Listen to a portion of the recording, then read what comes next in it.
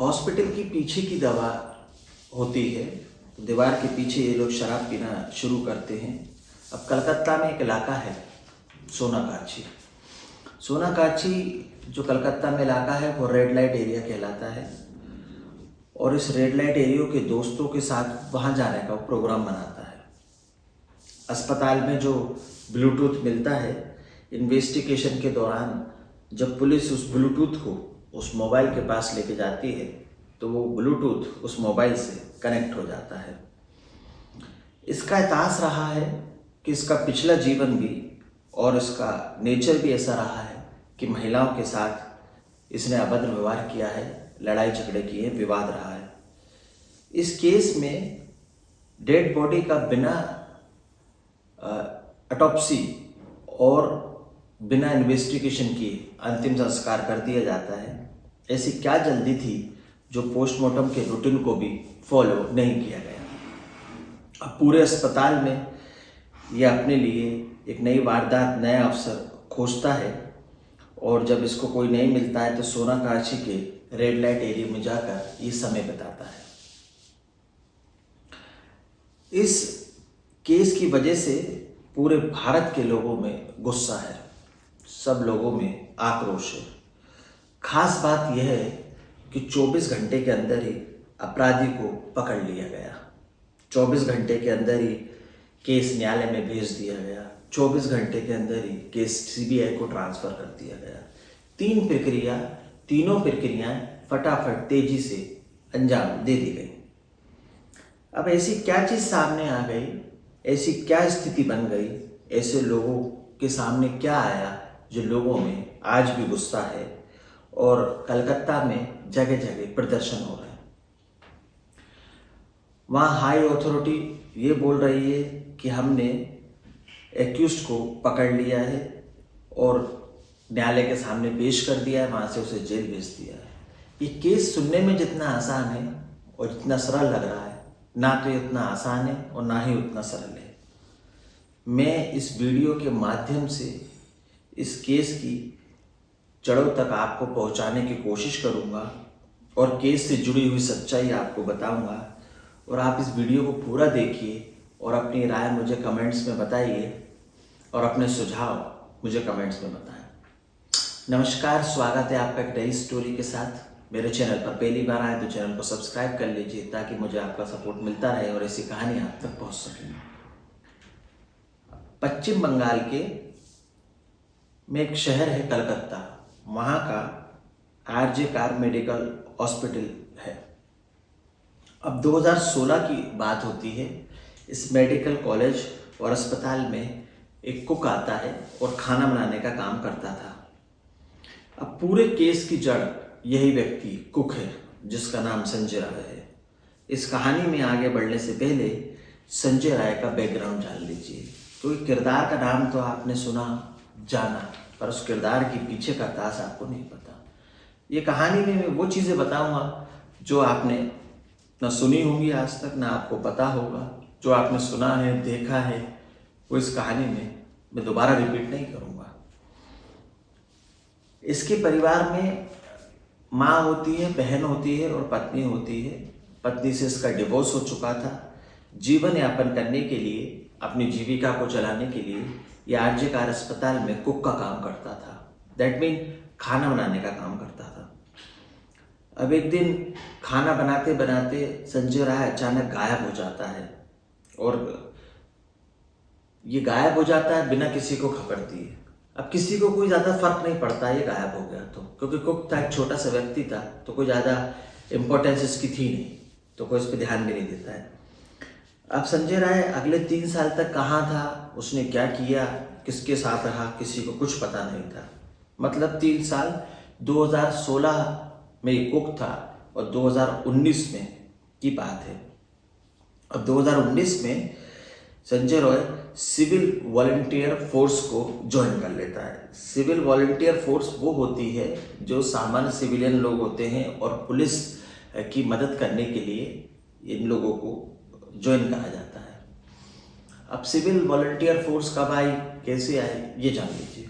Civil volunteer force 2012 में waste Bengal police लेकर आई, क्योंकि पुलिस की बल की वहाँ पर कमी थी, इसलिए सिविल वॉलंटियर फोर्स की शुरुआत की गई।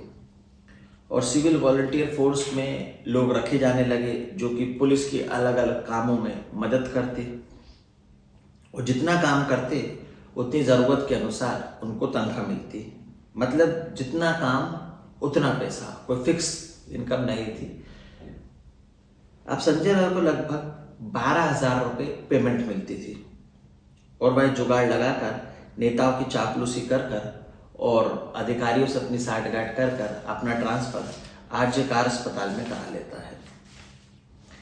अब अस्पताल में ट्रांसफ़र कराने के बाद उसका उद्देश्य ये था कि वहाँ पर वो मरीजों को भर्ती करा सके, जिन लोगों को जल्दी इलाज नहीं मिलता उनको जल्दी इलाज दिला सके, क्योंकि अस्पताल में मरीज ज़्यादा थे और बेड कम था, क्योंकि वो अस्पताल कम मेडिकल कॉलेज था। वहाँ पर लोग पढ़ाई भी करते थे, इलाज भी करते थे और अपनी प्रैक्टिस भी करते थे। अब उसका अस्पताल में आना जाना नियमित हो गया और कोई उसे रोकता टोकता नहीं था। ये अस्पताल में जाता, मरीजों को पलंग की व्यवस्था कराता और उसके एवज में थोड़ी बहुत रकम उनसे लेता, तो उससे खर्चा पानी चलता था।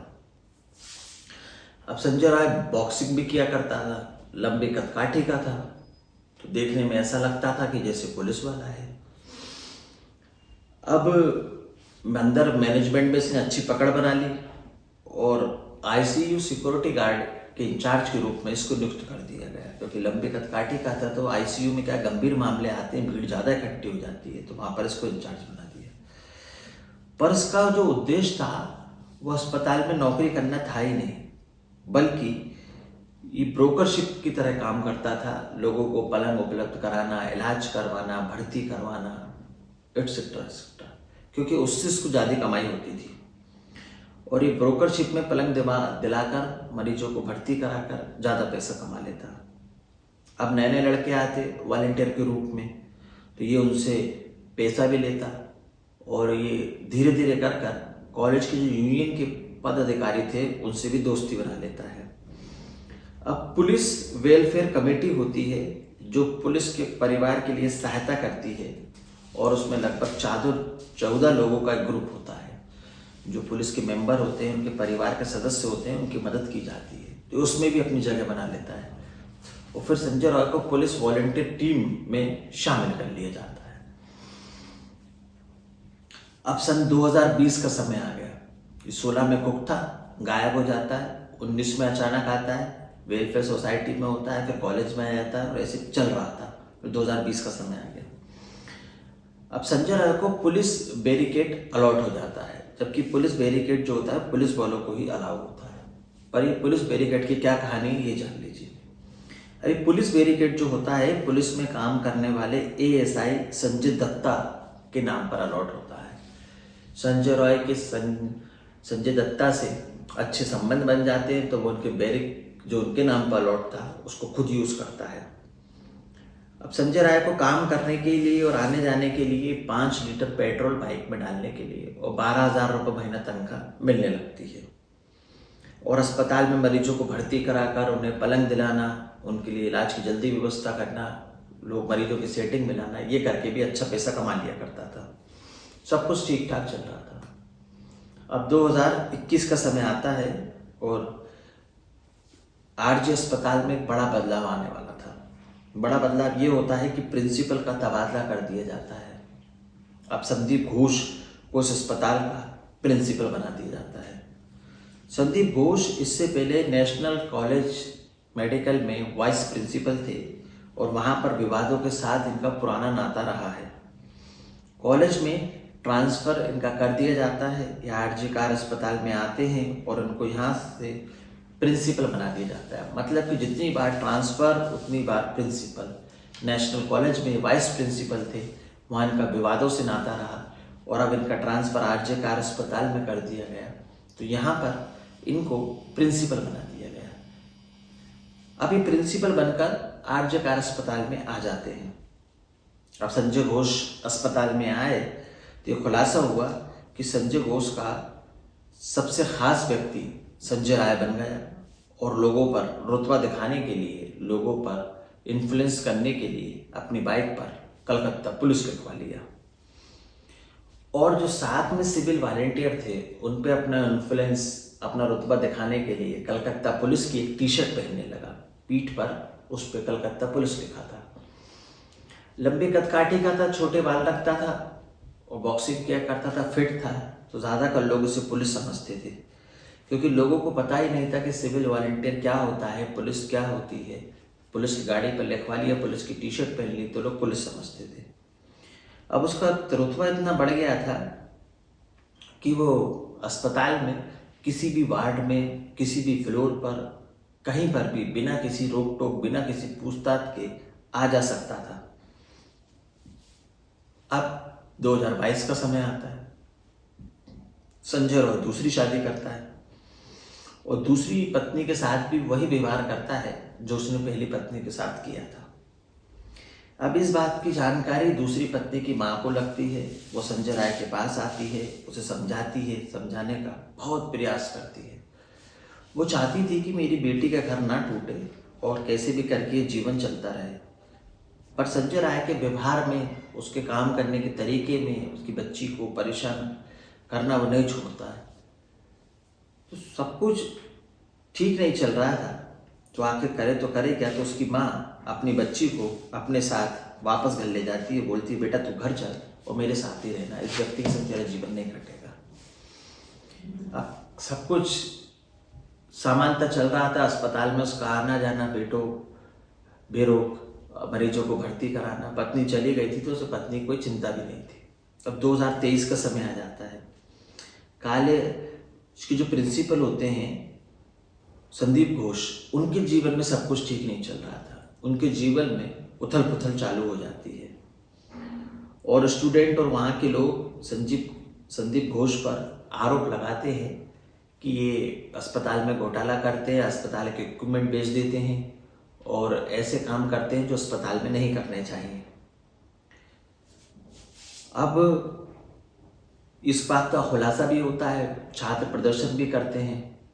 ऐसी खबर भी मिलती है कि मेडिकल कॉलेज की बिल्डिंग निर्माण और रखरखाव का ठेका इन्होंने जिस ठेकेदार को दिया था उससे भी इन्होंने 20% कमीशन लिया था, अपना कट लिया था। जब इस मामले ने तुल पकड़ लिया और बहुत विरोध हुआ तो इसकी जांच एसआईटी को दे दी गई। एसआईटी गठन करती है और जांच में बहुत सारे बिंदु होते हैं जिसमें प्रिंसिपल संदीप घोष घिरते हुए नजर आते हैं, जिन सवालों के जवाब संदीप घोष के पास नहीं थे। अब आम जनता प्रिंसिपल के खिलाफ और स्टूडेंट भी प्रिंसिपल के खिलाफ खुलकर बोलने लगते हैं और 2023 अगस्त में प्रिंसिपल संदीप घोष के खिलाफ करप्शन और अन्य धाराओं में एक मामला दर्ज कर लिया जाता है। और सिर्फ ये मामला जो होता है वो खाना पूर्ति के लिए दर्ज किया जाता है। इससे कोई खास उनकी इमेज पर प्रभाव नहीं पड़ता है, ना ही कोई कठोर कार्रवाई उनके विरुद्ध की जाती है। पब्लिक को शांत करने के लिए, बच्चों को शांत करने के लिए सब एक मामला दर्ज कर दिया, बस इतना होता है। बाकी कोई एक्शन नहीं लिया जाता लीगल कि वो बहुत बड़ा एक्शन लिया गया हो। यहीं से संदीप घोष का रुतबा भी बरकरार रहता है। अब कहानी में नया मोड़ ले लिया। छात्रों ने प्रिंसिपल के खिलाफ आवाज उठाई तो प्रिंसिपल ने, ऐसा रिपोर्ट में आया है कि प्रिंसिपल ने उनसे बदला लिया, ना केवल थ्योरी बल्कि उनको प्रैक्टिकल में ही फेल कर दिया। जबकि डॉक्टर है, एमएस एमडी कर रहा है, एमबीबीएस करा हुआ है, कुछ लोग एमबीबीएस कर रहे थे, तो प्रैक्टिकल में फेल होना एक अजीब सी बात थी, पर उन्हें प्रैक्टिकल में फेल कर दिया गया। और खासकर उन बच्चों को इसमें टारगेट किया गया जिन्होंने प्रिंसिपल के खिलाफ आवाज उठाई थी। तो बच्चों ने बोला भी, स्टूडेंट ने बोला भी कि प्रिंसिपल हमसे इस बात का बदला ले रहा है कि हमने उसकी शिकायत की, एसआईटी का गठन हुआ था और उसके खिलाफ जांच हुई थी, इसलिए बहुत सारे बच्चों को प्रैक्टिकल में ही फेल कर दिया गया। अब छात्रों की इंटर्नशिप कंप्लीशन सर्टिफिकेट भी नहीं मिल रहा था। ये वो सर्टिफिकेट होता है जिसके बिना स्टूडेंट कहीं भी प्रैक्टिस नहीं कर सकता है। इंटर्नशिप सर्टिफिकेट के बिना स्टूडेंट और प्रिंसिपल के बीच विवाद इतना हो गया कि प्रिंसिपल को अपनी सुरक्षा के लिए बाउंसर रखने पड़े। अब आप सोचिए, एक मेडिकल कॉलेज का प्रिंसिपल अपनी सुरक्षा के लिए बाउंसर रख रहा है, तो सोचिए विवाद कितना होगा। उसे खतरा था कि छात्र मुझसे कभी भी लड़ाई झगड़ा कर सकते हैं, तो उसने अपनी सुरक्षा के लिए व्यक्तिगत बाउंसर रख लिए थे। अभी जो प्रदर्शन हुआ उस प्रदर्शन में पुराने छात्र शामिल थे, वही छात्र शामिल थे जिन्होंने प्रिंसिपल के खिलाफ पहले भी आवाज उठाई थी, एसआईटी की जांच बिठवाई थी, वही छात्र इस प्रदर्शन में शामिल थे।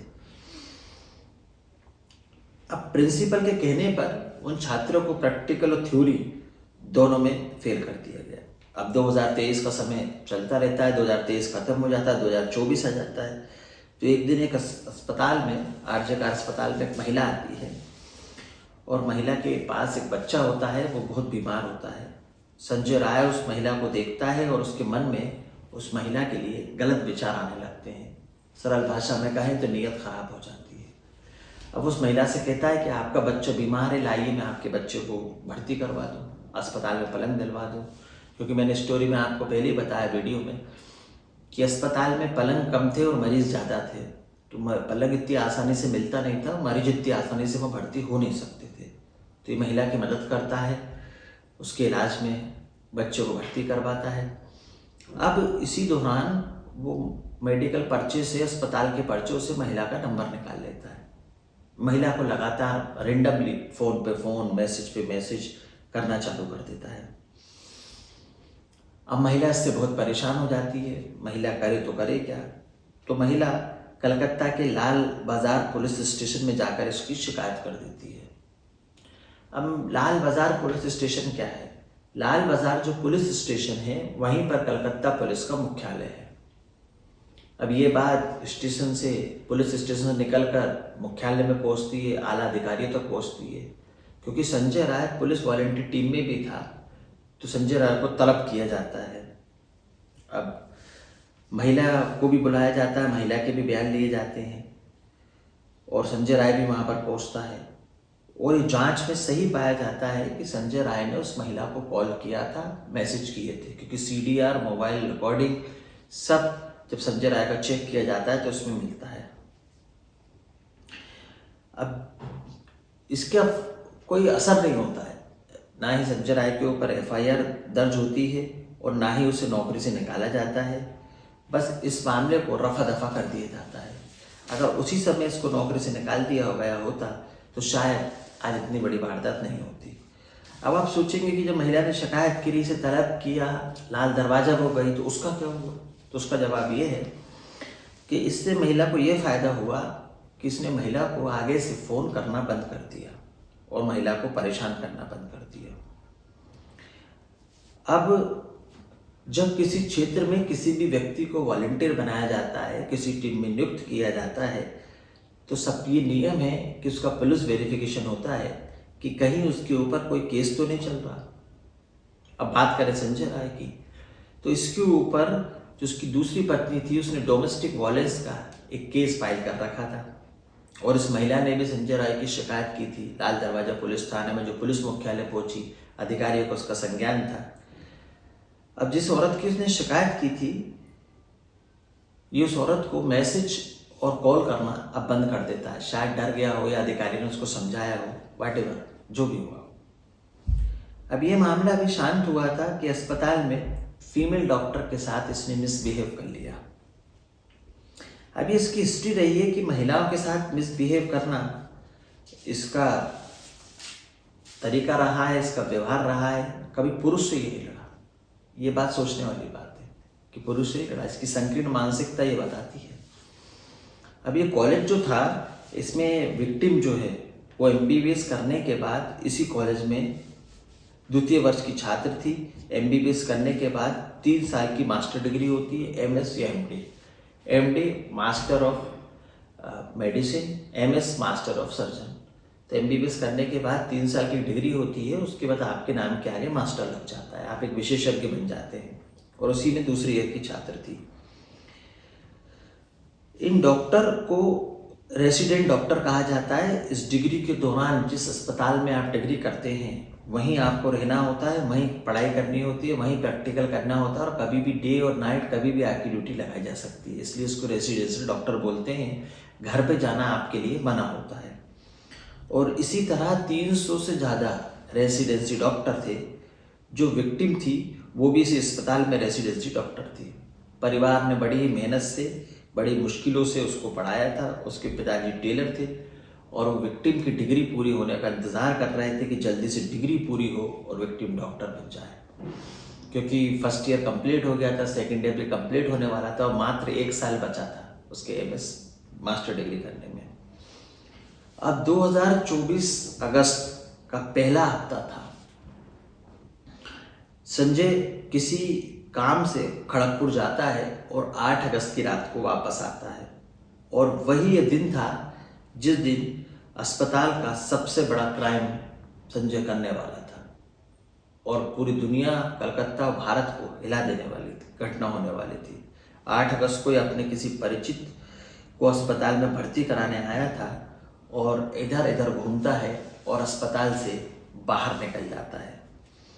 अब इसने भर्ती कराया था वो इसी के साथ काम करने वाले एक वॉलंटियर थे, उनका रिश्तेदार था।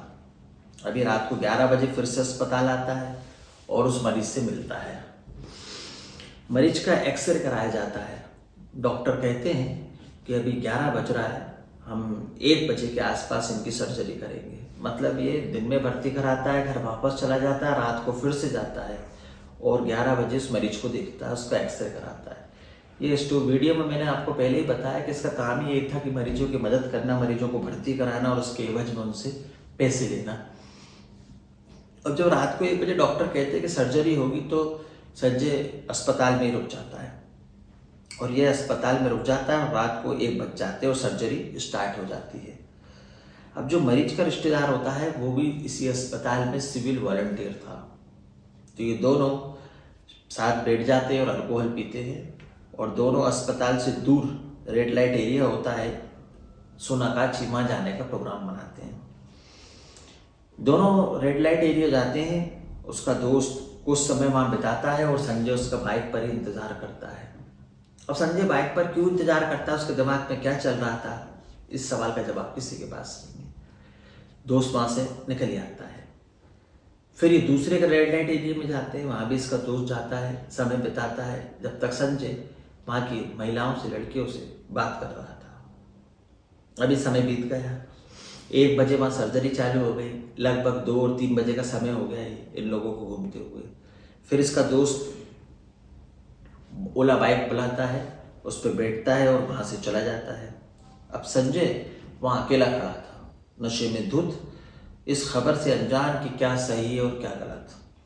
अब वह दोबारा शराब पीता है और अपने मोबाइल में वाइल्ड एडल्ट कंटेंट देखता है और वापस अस्पताल की तरफ जाने लगता है।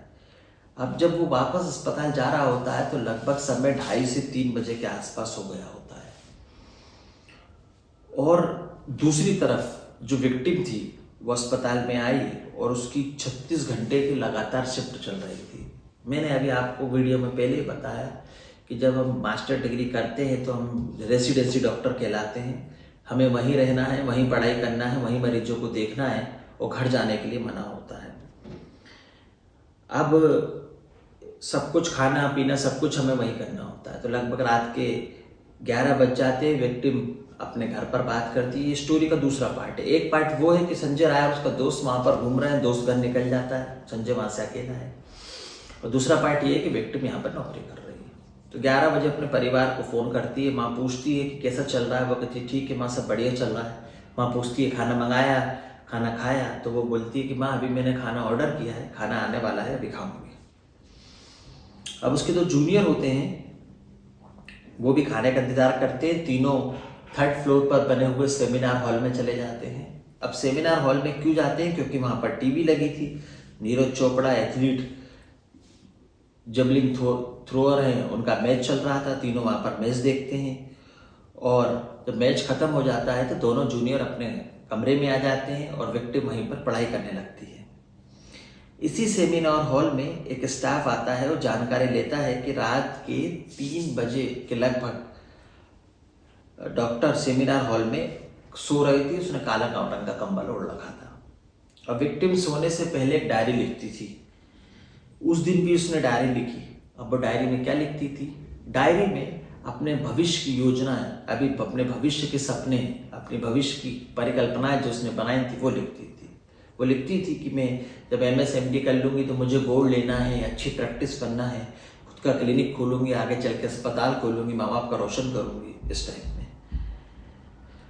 अब वो सो रही थी, टाइम हो गया था और लगभग 3:50 अब संजय राय अस्पताल में दाखिल होता है। अब इसके बाद पूरे अस्पताल में वो घूमता है, यहाँ वहाँ वार्डों में जाता है, जिस वार्ड में उसे जाना था उस वार्ड में घूमता है। स्टोरी में मैंने पहले ही बताया कि कहीं भी किसी भी वार्ड में, अस्पताल के किसी भी एरिया में उसको जाने आने की मनाही नहीं थी, क्योंकि वो सिविल वॉलंटियर था। प्रिंसिपल से उसने अच्छे व्यवहार बना लिए थे और लोगों को भर्ती कराना, लाना ले जाना, ये सब उसका काम था, तो उसकी जान पहचान थी। अब 4:03 का समय हो जाता है और अस्पताल के तीसरे फ्लोर पर सेमिनार हॉल में पहुंच जाता है। जब सेमिनार हॉल में पहुंचता है, जब वो अंदर जा रहा था तो उसने गले में नेक बैंड था। नेक बैंड ब्लूटूथ आपने देखा होगा, फ़ोन पर बात करने के लिए आजकल हम लोग यूज़ करते हैं, और उसी से वो पकड़ा जाता है। जब वो गले में कमरे में एंट्री करता है और विक्टिम को देखता है तो उसके ऊपर अटैक कर देता है। विक्टिम के साथ वो क्या करता है क्या नहीं करता है, ये आप सब कुछ न्यूज़ में देख चुके हैं, समाचारों में देख चुके हैं और वीडियो में देख चुके हैं, तो मैं उसको दोबारा रिपीट नहीं करूँगा और ना ही मैं आपको सुना पाऊँगा, ना ही आप उस चीज़ को सुन पाओगे, क्योंकि मुझ में इतनी शक्ति नहीं है कि मैं आपको वो घटना सुना सकूँ और आप सुन पाएँ, तो इसलिए मैं उसको रिपीट नहीं करूँगा। और 4:15 पर ये अंदर जाता है, बाहर निकलता है और ये 4:20 पर बाहर निकल जाता है। विक्टिम विरोध करती है, चिल्लाती है, पर उसकी आवाज़ बाहर नहीं जाती है।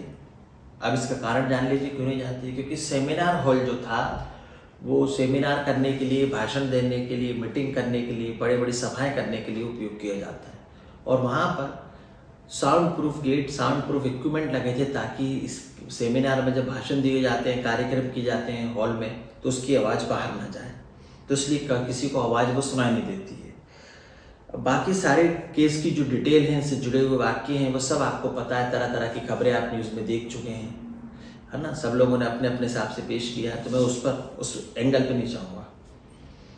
अब 4:40 पर सेमिनार से बाहर निकलता है, तो वहाँ से बाहर निकलता है और उस बैरक में जाता है जो एएसआई संजय दत्ता को अलर्ट हुआ था, पर उसका यूज ये खुद करता है और बिना किसी टेंशन के वहाँ जाता है, कपड़ों को धोता है, अपने कपड़े चेंज करता है और सो जाता है। देखिए, इतने नशे में था कि उसे खुद नहीं मालूम कि मैंने क्या किया है, इसका अंजाम क्या होगा। सिंपली वो जाता है, कपड़े उतारे, कपड़ों को धोया, सुखा दिए, नए कपड़े पहने, इत्मीनान से सो गया। इससे आप अंदाजा लगा सकते हैं इसकी डेयरिंग का। अब जब सुबह होती है, जब स्टाफ मेंबर सेमिनार हॉल में जाता है, तो वहाँ से चिल्लाता है, चीखता है और बाहर की तरफ आता है। अब सबको घटना के बारे में बताता है कि भाई ऐसा ऐसा हो गया, मैं सेमिनार हॉल में गया, मैंने ये देखा। अब लगभग 7:30 बज चुके थे सुबह के, भीड़ इकट्ठी हो जाती है और बहुत सारे लोग भी सेमिनार हॉल में पहुंच जाते हैं। अब सब लोग जूते पहने हुए थे, एकदम हड़बड़ाहट हो गई, तो क्राइम सीन पर भी बहुत सारे निशान आ जाते हैं। तभी कोई staff member principal Sandeep Ghosh को कॉल करता है, क्योंकि प्रिंसिपल है, प्रिंसिपल को बताना जरूरी है कि हमारे कॉलेज में इतनी बड़ी वारदात हो गई, ऐसा कुछ हो गया है। संदीप घोष कॉलेज पहुंचते हैं तो वो पुलिस को फ़ोन नहीं करते हैं, सबसे पहले वो क्राइम सीन पर जाते हैं, पूरी घटना को देखते हैं, सब लोगों से बात करते हैं और पुलिस को कोई खबर नहीं देते। इसलिए उनकी बहुत आलोचना हुई, क्रिटिसाइज़ किया गया उनको कि सबसे पहले उनको पुलिस को फ़ोन करना था, पर उन्होंने कोई अपनी जिम्मेदारी नहीं निभाई और ना ही उनको सेमिनार हॉल में जाना था। अब इस तरफ 1 घंटे का समय बीत जाता है, वो आते हैं, सेमिनार हॉल में जाते हैं, लोगों से बात करते हैं, पूरे मैटर को समझते हैं। अब वो पुलिस को फ़ोन करते हैं और इस बात की जानकारी देते हैं 10:50 पर। पहले उन्होंने पुलिस को फ़ोन कर दिया, अब 10:50 का समय हो गया, तो कॉलेज के जो सुप्रिटेंडेंट होते हैं वो विक्टिम की माँ को फ़ोन करते हैं और कहते हैं कि आपकी बेटी की तबीयत ख़राब हो गई है, आप तुरंत अस्पताल आ जाइए, और फ़ोन काट देते हैं। सोचिए, आप इतना बड़ा मामला हो गया, उन्होंने बात करने की ज़रूरत नहीं समझी, सिर्फ एक लाइन बोली कि आपकी बच्ची की तबीयत बहुत ख़राब हो गई है, आप जल्दी से अस्पताल आ जाइए। विक्टिम के माँ बाप घबरा जाते हैं और वो दोबारा उस नंबर पर फ़ोन करते हैं और वापस उनको जवाब मिलता है कि समय बहुत कम है, बच्ची की तबीयत ख़राब हो गई है, आप टेंशन मत लीजिए और तुरंत अस्पताल आ जाइए। विक्टिम के माता पिता अस्पताल की तरफ दौड़ लगा देते हैं। उनको आशंका थी, मन में संकोच था कि कुछ ना कुछ गलत हुआ है, हमारी बच्ची के साथ कुछ ना कुछ अनहोनी हुई है। तो वो बिना कुछ सोचे समझे अस्पताल की तरफ दौड़ लगा देते हैं। माँ बाप थे बेचारे, करते भी तो करते क्या, अब वो दौड़ लगा देते हैं। वहीं दूसरी तरफ कॉलेज में 11:30 पर एडिशनल डीसीपी फॉरेंसिक डिपार्टमेंट की टीम क्राइम सीन पर पहुंच जाती है। लोग प्रेशर बनाते हैं कि इस मामले की जांच जो है जुडिशियल मजिस्ट्रेट की निगरानी में की जाए और हमारे सामने होगी। उधर दिन के 12 बज जाते हैं। आसपास विक्टिम के पेरेंट्स अस्पताल पहुंचते हैं और पहुंचते ही बोलते हैं कि हमारी बेटी कहाँ है, हमारी बेटी को हमको दिखा। बेटी जिगर का टुकड़ा होती है, ये आपको पता है। और माँ बाप जिन्होंने अपनी बच्ची को इतनी मेहनत से पाला और उसको ऐसी खबर मिली, तो वो कल में मन में बहुत सारे सवाल जवाब लिए हुए अपने उधेड़ बुन में अस्पताल पहुँचते हैं। 3 घंटे तक अपनी बेटी से मिलने की कोशिश करते हैं, पर उनको बेटी से मिलने नहीं दिया जाता है। अब सोचने की बात है, विक्टिम जिसके माँ बाप वहाँ पर हैं, बच्ची से मिलने नहीं दिया जाता और ना ही इस मामले में किसी ने अभी तक FIR दर्ज की थी। ये भी मैं अभी आपको वीडियो में आगे बताऊंगा। 3:30 को बेटी को पेरेंट्स को दिखाया जाता है। बोलते हैं कि आपकी बेटी ने ये कर लिया है, पर वो मामला और ही कुछ होता है। लोग इकट्ठे हो जाते हैं, लोगों में गुस्सा था। तो लोग इस सवाल ये था कि जो ड्यूटी पर कार्य डॉक्टर है उसके साथ ऐसा कैसे हो गया, अस्पताल क्या कर रहा था, मैनेजमेंट क्या कर रहा था। अब बॉडी को शाम को 6 बजे के आसपास ऑटोप्सी भेजा जाता है। विक्टिम की एक दोस्त होती है लेडी डॉक्टर, वो समझदारी दिखाती है और बोलती है कि बिना वीडियोग्राफी के कोई ऑटोप्सी नहीं होगी, साथ ही मैं वहाँ पर मौजूद रहूँगी। और ऐसा ही होता है, ऑटोप्सी की वीडियोग्राफी की जाती है, रिपोर्ट में इसका खुलासा भी होता है और इसके बारे में आपने न्यूज़ में और आर्टिकल में और वीडियो में देखा होगा। इतना समय बीत गया पर अभी तक किसी ने FIR दर्ज नहीं की, किसी ने ये मशक्कत नहीं सोची कि इस मामले की पुलिस FIR की जाए।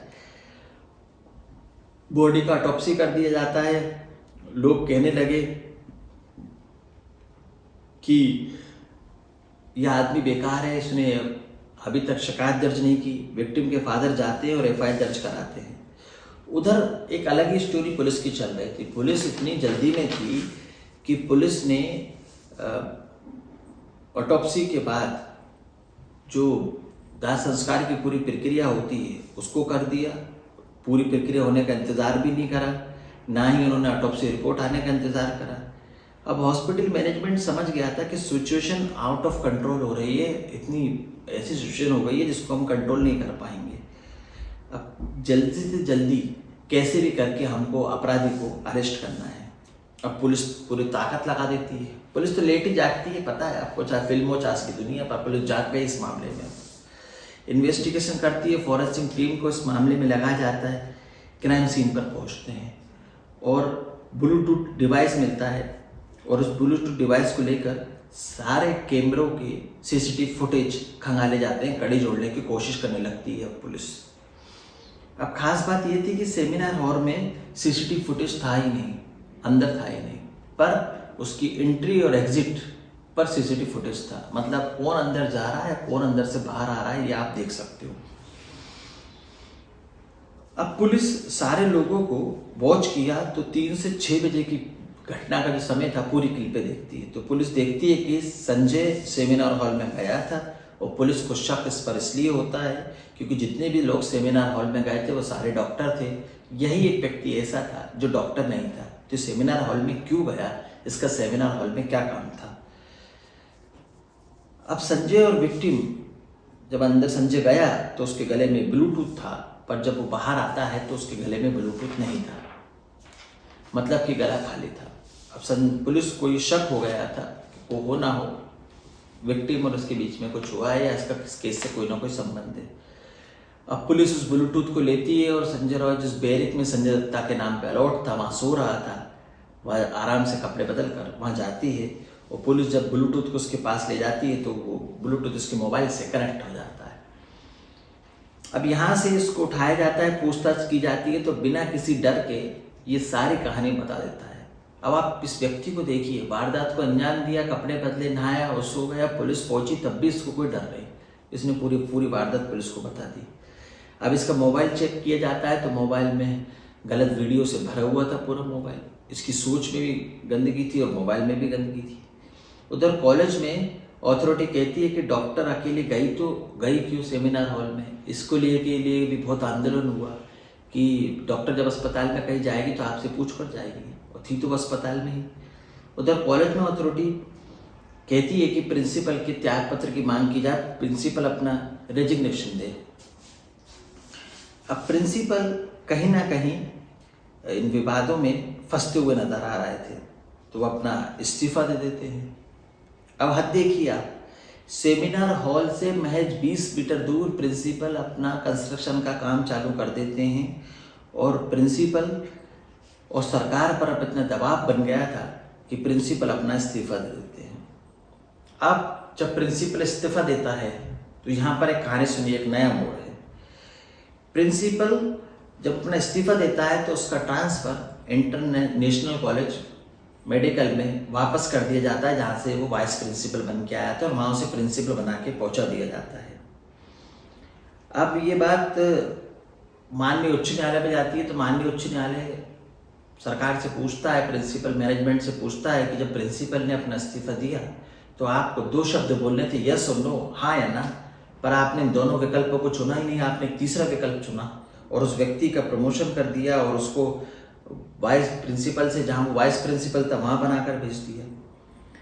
अब ये सारा जो मामला है, ये पिटीशन 332/2024 सीबीआई को ट्रांसफ़र कर दिया जाता है और सीबीआई से बोला जाता है कि इस मामले की जांच अब आप करेंगे। अब 13 अगस्त को मामला सीबीआई को सौंप दिया जाता है। यहाँ तक स्थिति सरकार के काबू में थी, लेकिन अब 14 अगस्त 2024 का दिन आता है। अब इस दिन क्या होता है ये सुनिए आप।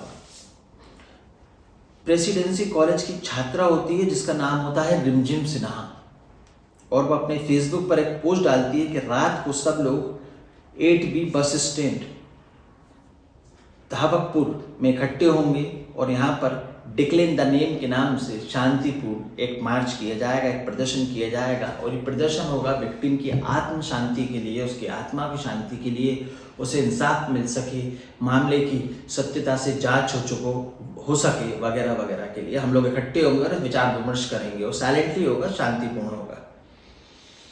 अब वो समय आ गया था जब ये बात कॉलेज से निकलकर पूरे कलकत्ता से निकलकर पूरे पश्चिम बंगाल, और पश्चिम बंगाल से निकल भारत में फैल गई थी और आप, मुझ और हम तक पहुंच चुकी थी। अब ये प्रोटेस्ट चल रहा था, तभी से प्रोटेस्ट के बीच 6 से 7 हज़ार लोग बैरिकेड कूद कर अस्पताल में घुस जाते हैं और अस्पताल की प्रॉपर्टी को नुकसान पहुंचाते हैं। और 6 से 7 हज़ार लोग कोई डॉक्टर नहीं थे, टीएमसी के कार्यकर्ता थे, जो कि एक रिपोर्ट में खुलासा हुआ, आप गूगल पे पढ़ेंगे तो आपको सब मिलेगा। अब अस्पताल में जो हॉस्टल था वहाँ पर और भी छात्राएं थी, लड़कियां थी, वो घबरा जाती है कि आखिर ये हो क्या रहा है। अब सवाल ये था कि प्रोटेस्ट कौन खराब करेगा, इस प्रोटेस्ट को खराब करने से किसको नुकसान होगा और किसको फायदा होगा। छात्र तो खुद का प्रोटेस्ट खराब करेंगे नहीं, और फायदा किसको होगा इसका जवाब आपके पास है, आप जानते हैं भली भांति। अब आप सोचेंगे कि एक्यूज को पकड़ लिया गया, सीबीआई को जब सौंप दिया गया, सीबीआई जांच कर रही है, तो प्रोटेस्ट करा क्यों भैया, प्रोटेस्ट की जरूरत क्या थी। तो इस सवाल का जवाब ये है कि इस कॉलेज में की हिस्ट्री रही है कि जब भी कॉलेज का कोई बात हुई है तो कॉलेज का विवाद हुआ है और लोगों से इसका नाता रहा है। पहले भी प्रिंसिपल संदीप घोष के विरुद्ध कई जांचें की गई थी, एफआईआर हो चुकी है, उसमें जांच चल रही है, पर उसमें कोई ज़्यादा नतीजा बाहर निकल के नहीं आता है। इसलिए छात्र प्रोटेस्ट करते हैं कि इस मामले की प्योर जांच हो, किसी भी मामले से छेड़छाड़ नहीं की जाए और जो दोषी है उसको सजा मिले। सीबीआई जांच कर रही है, सीबीआई ने अपनी रिपोर्ट हाई कोर्ट में पेश कर दी है, अभी ट्रायल बाकी है, आगे हम देखते हैं क्या होगा। ये पूरी कहानी थी इस केस से जुड़ी हुई।